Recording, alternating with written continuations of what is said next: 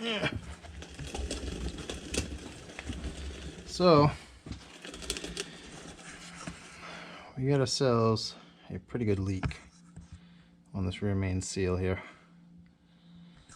The pride of the fleet. So I initially thought that it was possibly a oil pan leak because I was getting some leaking here, and then up in the front there's another little swelled out dowel hole section up there too. So I was hoping it was just the oil pan leaking. So I resealed it up, got a new gasket, put my RTV and stuff in the cracks where the covers come together, and then I actually went around these holes. And I'm pretty confident I don't have an oil pan leak now, but it was just running right down the back. So I went and drove it around, and I had it all nice and clean. And this is the residual that's left on there. I actually wiped it down again while it was sitting here, and it was just put that right there. So it was just running right down the middle right here, coming right down. So I mean, I got some more over here where the starter is. It's kind of weeping out there. It's weeping out up inside. There was RTV on this to begin with, and it kind of bridged the gap between the pan and the flywheel housing. So I was hoping that what was happening was the oil pan is leaking, running along there, going across the bridge and then into the flywheel housing. But it does not appear that that is what is going on now that I've got it all nice and sealed up, a new gasket and everything. So, like I say, I'm pretty confident that we have a rear main seal issue now. So, even with all that wiping, that's a spot that dripped down. So, I said that, I mean, that spot dripped in like a couple of minutes after I pulled it in. Alright, so I don't know if I can get you in there with the flashlight. As you can see, we get definitely some oil and stuff in here. I thought it was the rear main seal to begin with, but I was hoping that when I saw the oil pan leaking that it would be the oil pan, but unfortunately I am not that lucky. So it's kind of all over in there, but anyhow, so we gotta pull this down. I'll have to get a big light so you can see a little better.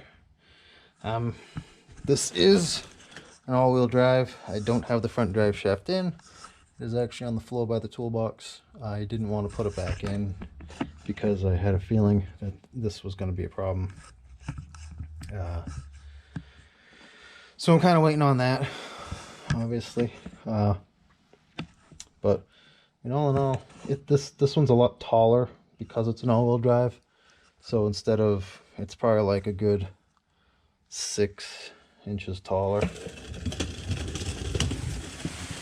6-8 inches taller, so it's up there. But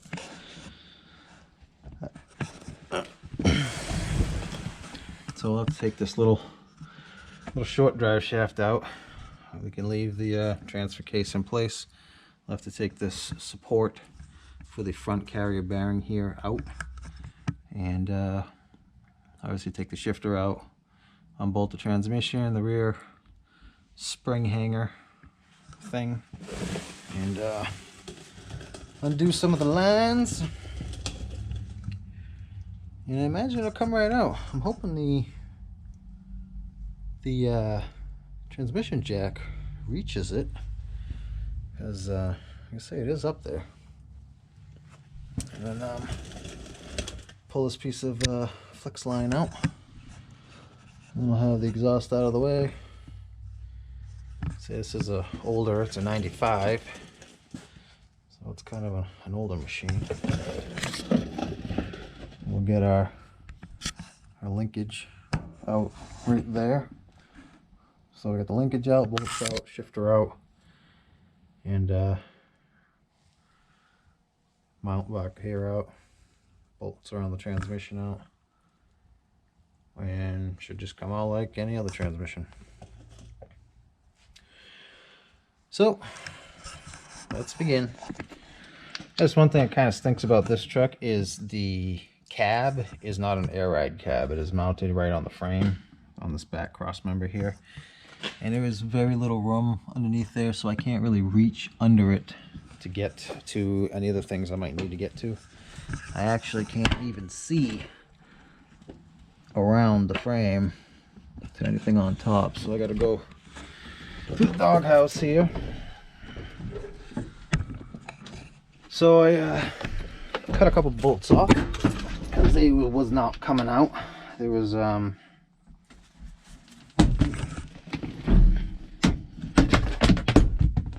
right. There's one here, one there. There's supposed to be 1, 2, 3, 4, 5 bolts holding this to the floor. I cut this guy off because the bottom nut broke and it's just spinning. I got that one out. There was one missing here, one missing there, and then that corner one was not having nothing to do with coming out, so I had to cut that one off too. And then these 2 clips. Pull this back and slide it out of the way. So we'll take that out. It's going to be a little tight in here, it looks like, to get them transmission bolts out. But at least I can get right to the top ones. So I got 1, 2, 3,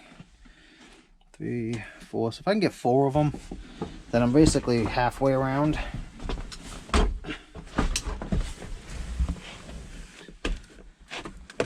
Yeah, if I can, I don't know if I can reach that one. There's really no room for me to get my hands in. I could probably get that from down there.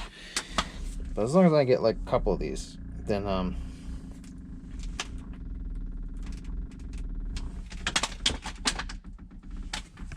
seat's creaking. So as long as I get a couple of these, and at least I don't have to reach way up around there. And then look at the bottom ones. So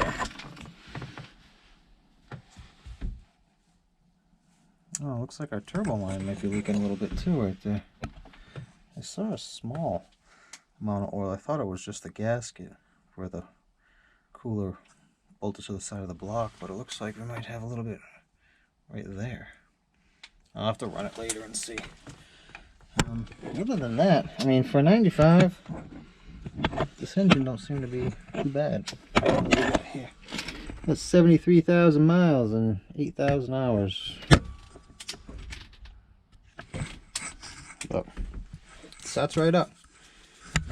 So, I don't know what that's about and why that's just hanging there.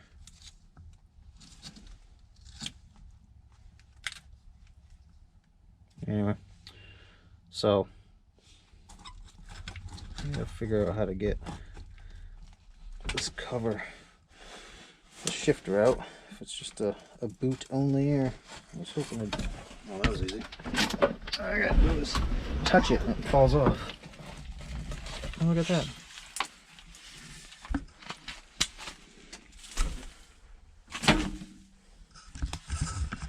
So, what do we got? Got a plug there. 1, 2, 4 bolts there. The lines up to there, so we gotta hook them. Something. Ah, my magnets are fighting. So that don't look too hard to come out. Guess it's just gonna be unhooking the airlines wherever they go, because like I said, I can't see. I'll have to kind of feel around to feel them, because I can't see both the transmission very well. Unless I stick you guys down there. What do you see?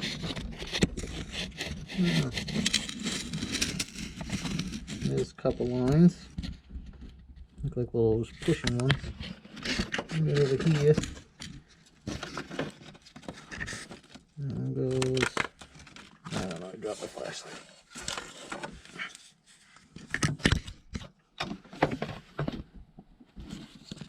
Yeah. Anyway, so just start cleaning this up and unbolting stuff now that I can kind of see what I'm doing up here. So I guess first thing I'll do is take that little drive shaft off the back of the transmission and tuck that up out of the way. And I'll probably next get that the rear carrier bearing support, get that out of the way, and then I'll have to get the transmission jack and dig that out of the other building. Bring that over, then once I got them, I could probably start up here. I'll probably take this shifter out and start taking these bolts out. And they should just slide right back. Maybe I'll undo the hoses first, and then I'll start unbolting stuff. Yeah, alright. Alright, so I got a 1/2 inch 12 point on there. See if we can get them out.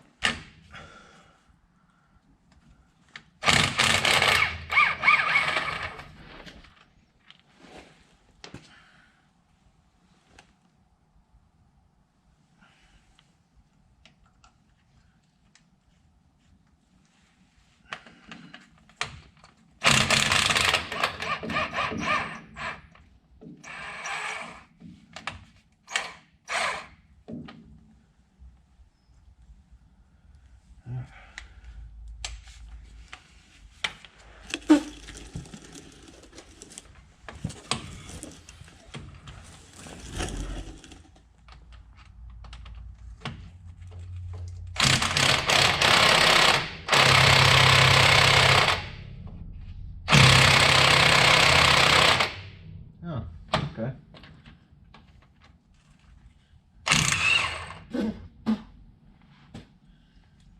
Oh yeah, a little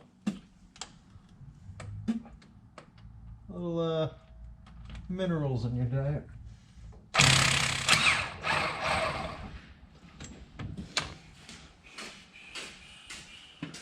Hey. You.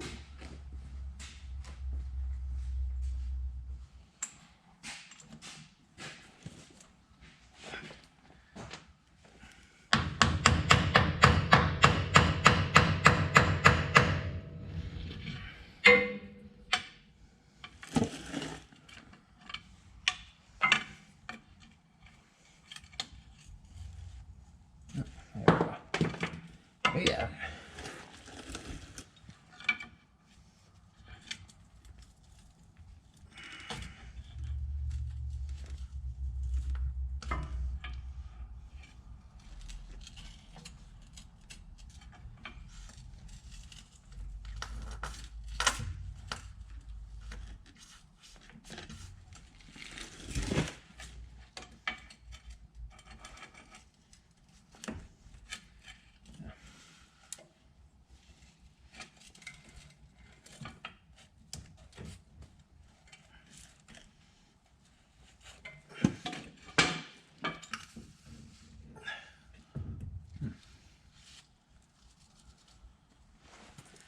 Well, I was going to try to leave that in. Looks like it's going to be close. I'll have to tie this up a little bit differently. Tie it up a little higher.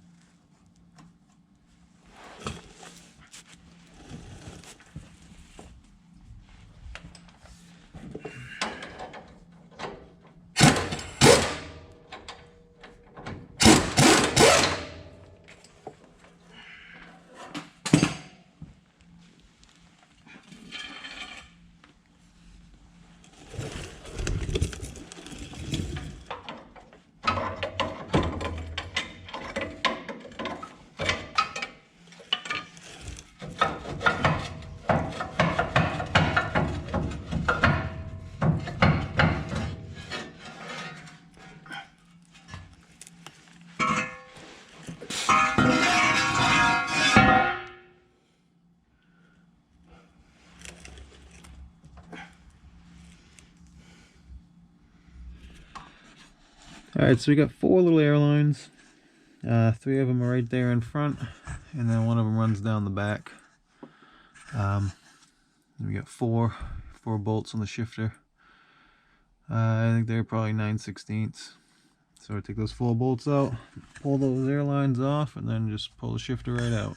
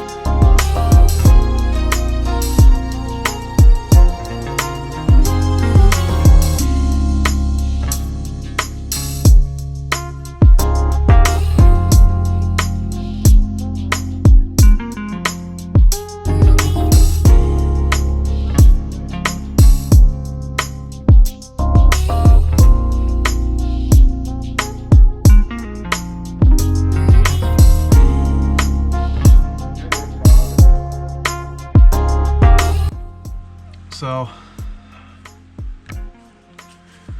what you're gonna want, a couple pieces of 3/8 bolts here. I just cut the heads off, put a little slot in there so I can get a screwdriver in there if they get stuck in. So what we're gonna do is we're gonna take two opposing bolts out, so one on each side. Oh, I got my flashlight, there it is. So one on each side, take them out. We'll put these in so it holds this whole stack of crap, and we can slide them off piece by piece. So that's what we're gonna do.